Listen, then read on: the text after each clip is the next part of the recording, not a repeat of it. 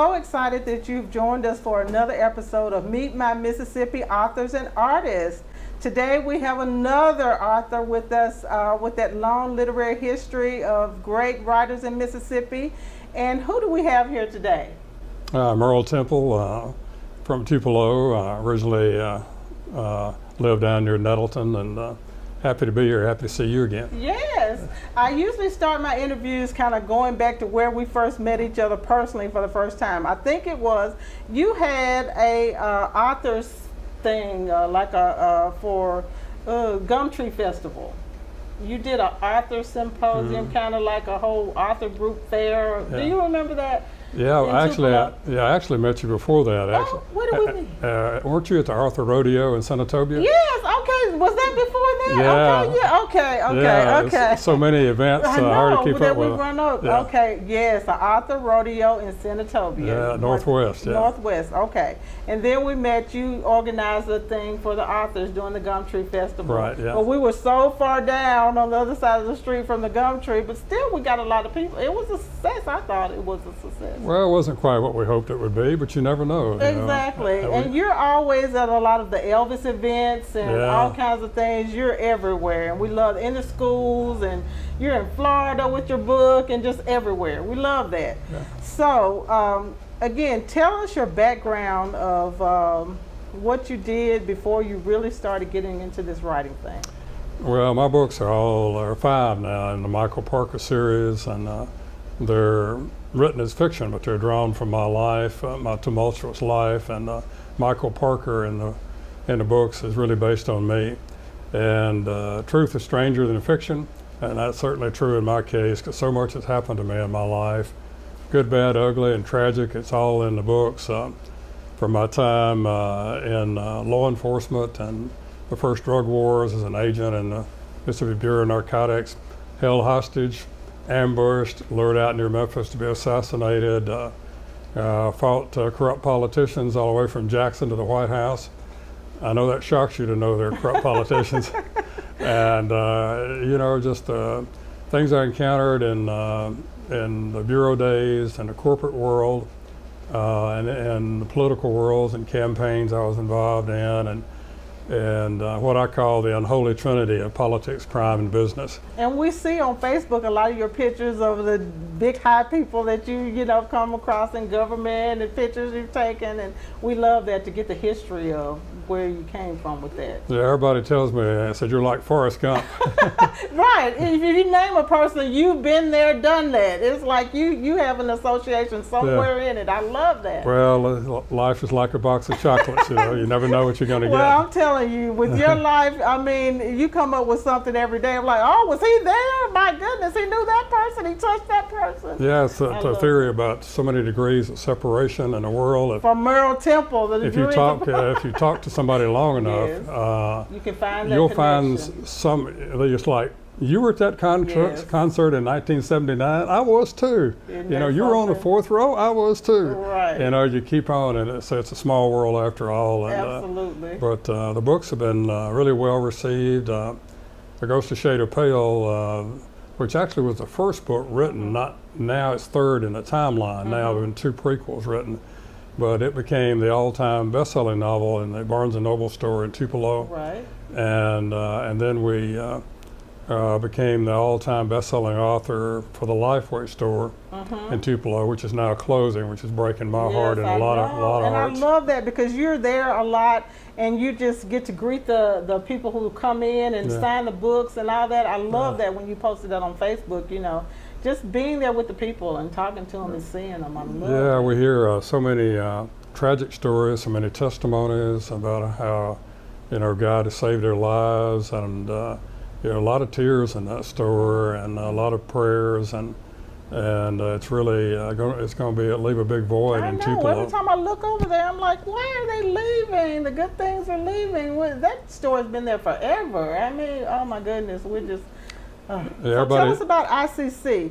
You got the freshmen, you got the thing where the freshmen read the Ghostly Shade of Pale, or they read it? Yeah, still our largest single sale. Right. I think we sold 500 books to ICC and got to meet all the students and speak to them and sign. And That's still my favorite thing to do, be it students of any age, is to go out and talk with them and try to tell them about my life, try to get to them before they're bent too far in the wrong direction. Share what I learned often the hard way in life about who and what never mattered in life and who and what always will. And so there are high schools, middle schools, and colleges all around using my books. And if any English teachers see this broadcast, please contact me, and I'll tell you how we can get some books in there in Deputy, which is now the first in the timeline. It's a prequel to Ghostly, about my time as a deputy sheriff in Lee County a long, long time ago. It's been used by Mississippi State. It's now being used by a college in Ohio, and the English professor up there, who coincidentally is the mother of Nancy Grace, who used to be on CNN. Wonderful. She has written a wonderful study guide, and we'll give it free to teachers for their use with students, and it is first rate. Okay, well, how do they get that? Is that on your website, or they call you, or go to your website, or what? How would they get the study guide for that? Just send me an email at Merle Temple, MERLETEMPLE, at bellsouth.net, and they can check out the books at merletemple.com on my website. Okay. But we'll be glad to do that. Come speak and give great deals on class sets. We like to seed books in as many schools as we can, and I've talked to thousands of students now. All over the place, not just Mississippi. I mean, you're in Florida, here and there and everywhere. Yeah, love that. Yeah, we've been well received, and everybody's been really gracious. And a teacher who was using A Ghostly Shade of Pale in Destin Middle School came to a book signing in Florida, and she said, I've moved to Niceville, Florida now, to the big high school. I'm teaching senior English. I said, oh, great. And she said, well, I've got the students reading To Kill a Mockingbird. Okay. And I said, wow, that's a great book. She said, I thought you'd like to know that Deputy is a companion read. Okay. And I said, whoa. I said, I can't even go there. That's wonderful. Yeah, so tell us a little bit about A Ghostly Shade of Pale. Where it's set, the whole thing, and how the schools can use it, how the teachers can use it. What are the messages in the book? Well, these are all these books are written as literature, and they don't contain any of the bad language or the salacious things that people like to layer up their books with these days.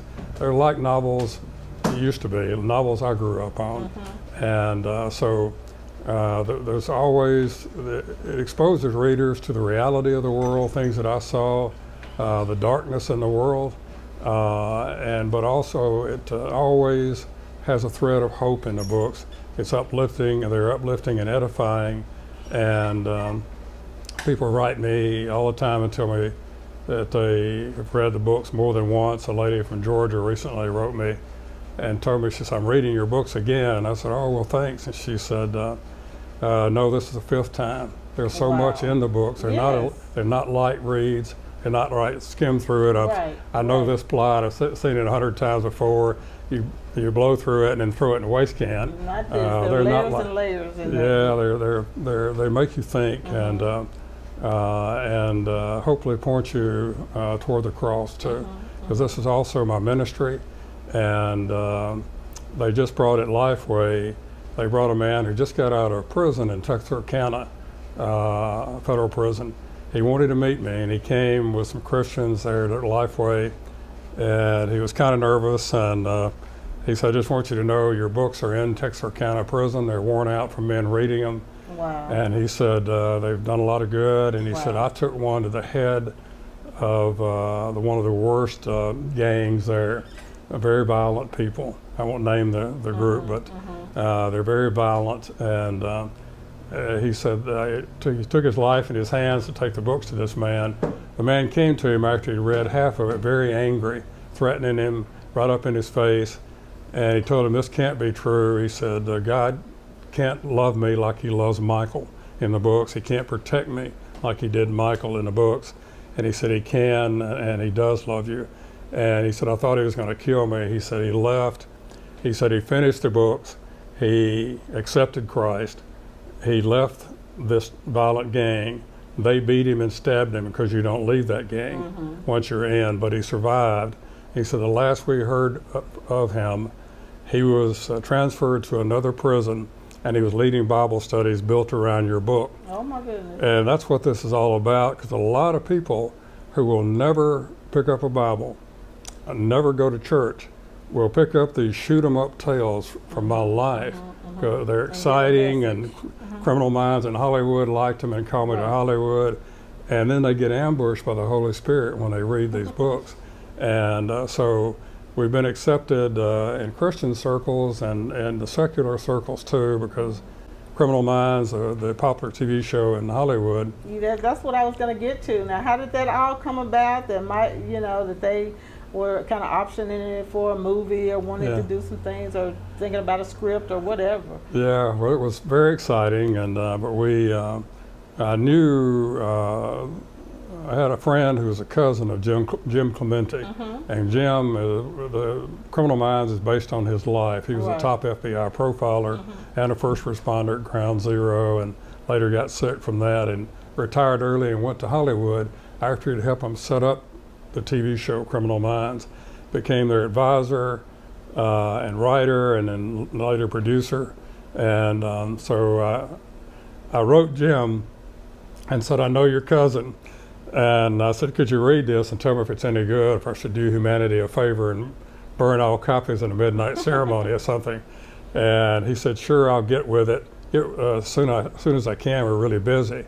And he later in an interview said, oh no, not one of these, another one of these, I know you're a family member, could you read it? And he said, we get so many of those and they're awful.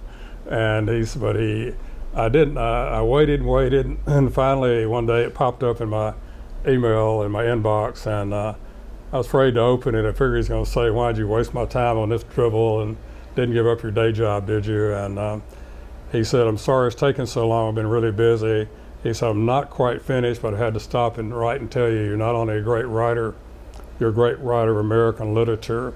That's what this is, a big crime stories literature. He said, come to Hollywood, I want to represent you. Wow. So we loaded up in Tupelo and headed out I-40 and to Beverly. Loaded up the truck. Yeah, swimming pools and movie stars, and all we needed was Granny up on top in a rocking chair. And Beverly, I told my wife when we got out there, we were driving through Beverly Hills. I looked at Judy. I said, Judy, we are the Beverly Hillbillies.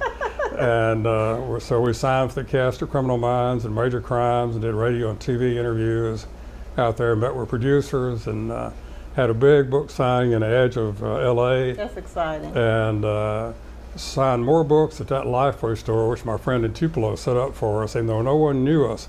We signed more books at that store than anyone ever had except Charles Stanley. Oh my goodness. And Brother Stanley's been on TV for like 60 years. Wow, yes. And so it's a good company to be in. And so we signed a contract later with XG Productions, and which Jim is president of, and they've had some big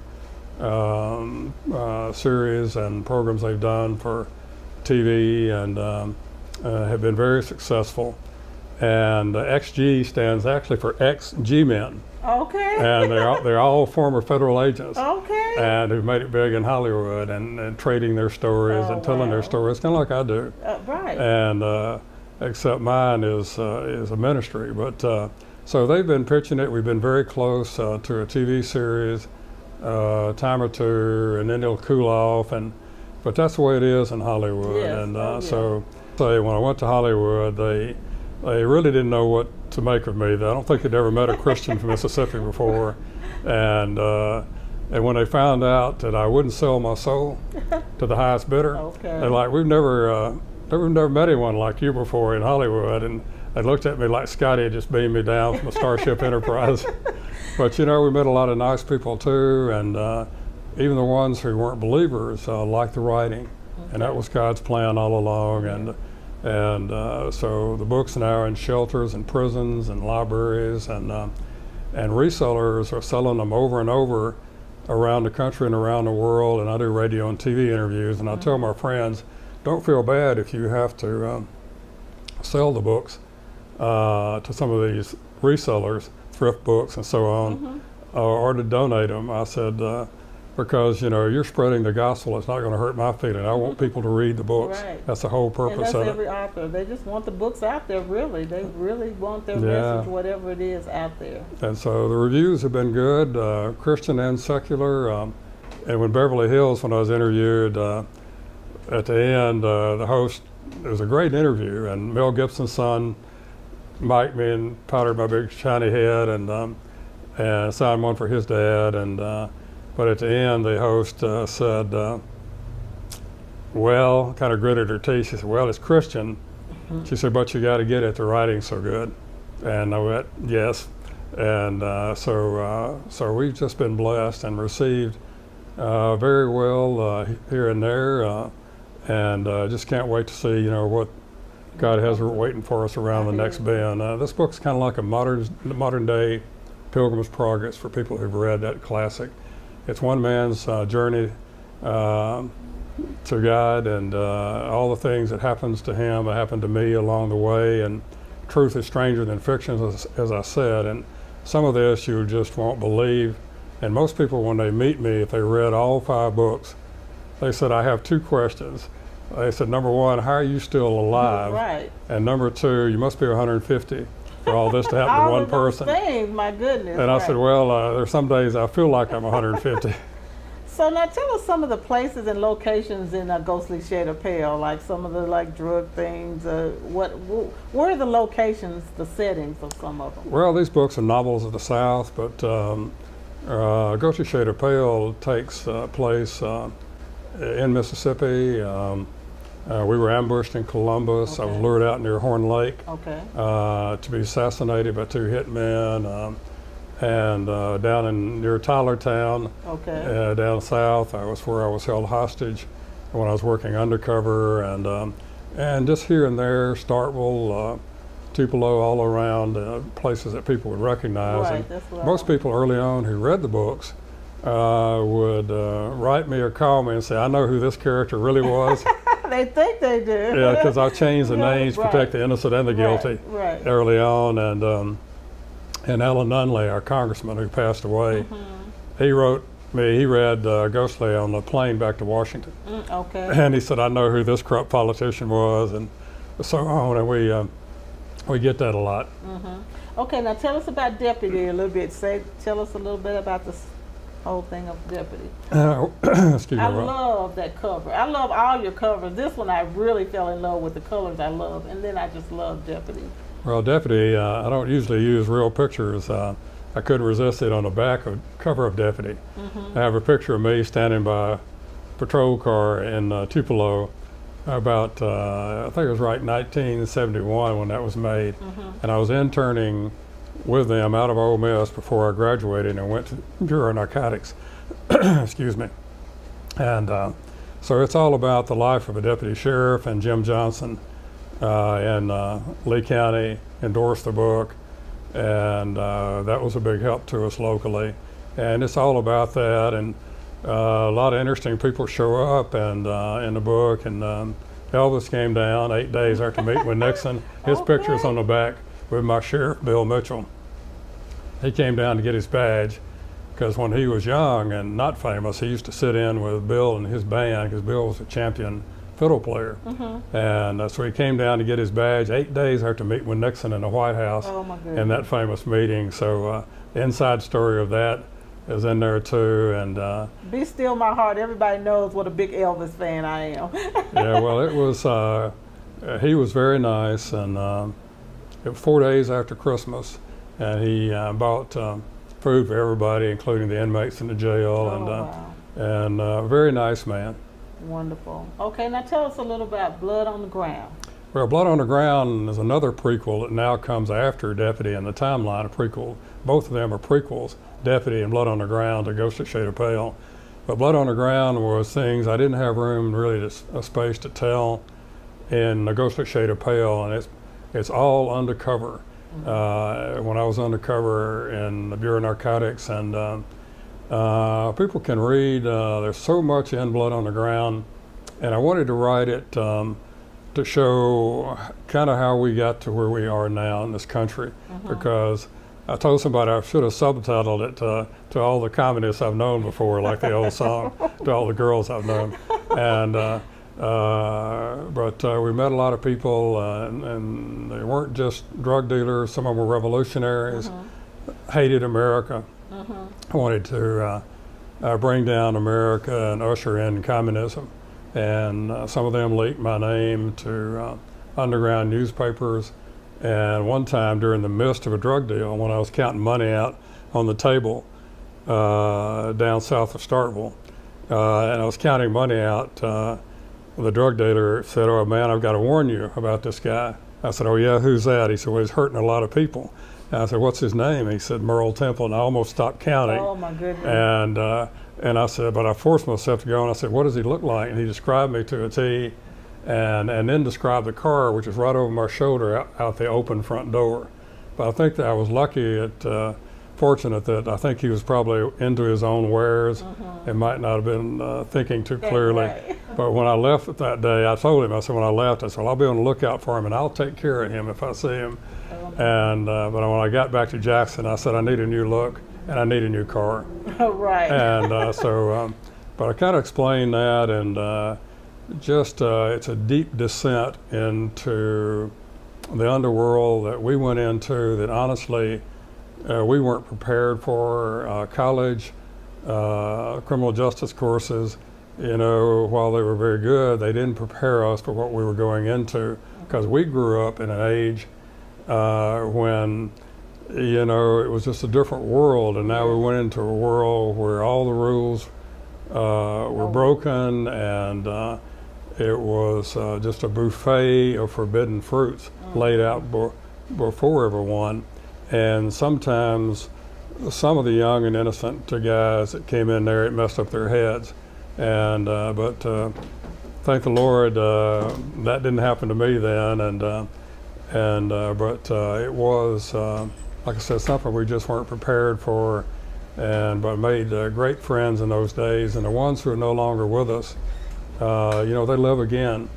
You know, in my memory, when I write these books, because I write from memory, and I try to honor their memory and the people that they were, and the things they did that for people that folks may never know about unless we write about it.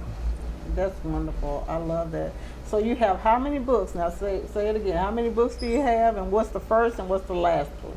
Well, now in the timeline, we have 5 books in the timeline. It's Deputy, Blood on the Ground, A Ghostly Shade of Pale, A Rented World, and then The Redeemed, A Leap of Faith. And that's where it all comes home in the end. And so people keep asking me to write, and they said, "Are you writing?" "We're waiting." Right. And Blood on the Ground's only been out less than a year. Right, but they're like, well, and I said, well, you know, I've got to market, and plus had a few health issues I had to deal with too, but I have to market, and we do a lot of radio and TV interviews. Many now I can do from home via Skype. All right. And I can speak to people around the world, and we get the nicest letters and notes from people all over the world who've read the books, write to say what they meant to them, how it changed their lives in many cases, and just when I get feeling weary, now that I'm 71, you know, God will send somebody to me who will tell me something that spark that engine again. It starts it up again, and I say, yeah, I can't wait to get out. And I got up one morning, and my computer was on, and I never leave my computer on, and then Facebook was open, and I never leave Facebook open. I couldn't imagine what had happened, and the private message box was open on Facebook. I leaned over, rubbing the sleep out of my eyes, and said, what is this? I said, maybe it's somebody who's read the books. I could use a good word today. And I leaned over, and this lady said, I don't know if you remember me or not. She said, but 40 years ago, you arrested my husband. Wow. And I went, uh-oh, this might not be too good. And I was scratching my head and said, oh, yeah, I do remember. I said, how's he doing? And she said, well, he's gone now. But he was finally sober the last 2 years of his life. Wow. And I said, I'm so sorry. And she said, well, those were hard times, and with his drug trafficking and so on. And she said, I was in nursing school at MSCW in Columbus, and she said they thought that I was involved in his drug trafficking, bring bad press on the school, and they were going to kick me out of nursing school. And she said, but you were so kind to me, and it's beginning to really come back to me now. And she said, you were so kind to me. You called the school and told them that I was not involved. That was a good person, and to leave me alone. Wow. And she said, you know, I went on to be a good, caring nurse to people for 40 years, and I just wanted to tell you this morning that I owe you my life. Oh my goodness. I sat there and cried like a baby. Oh my goodness. And as I said, that doesn't spur you on, nothing will. Yeah, as I said on the worldwide broadcast one night, I said, I'm not ashamed to admit it. And I said, because real men cry for Jesus. Well, thank you so much for being my guest, and tell the readers again your website, web address, way they can get in contact with you and everything. Well, if you want to send me an email, it's Merle Temple, MERLE TEMPLE at bellsouth.net, or merletemple.com is a website. And we always say when I'm out on the road, people say, what is your name again? And I say, it's Merle like Haggard and Temple like Shirley. And all the young people say, who are they? I know, don't you hate it? I know, oh my goodness. Well, get in contact with him. They're great for schools. They're great for all ages. Perfect. Again, thank you all for tuning in to Meet My Mississippi authors and artists. And I know the coolest people, so y'all better come back and see some more.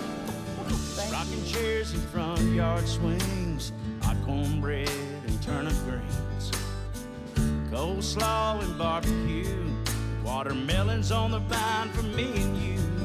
It's falling in love at the county fair. It's inside me, girl, it's in the air.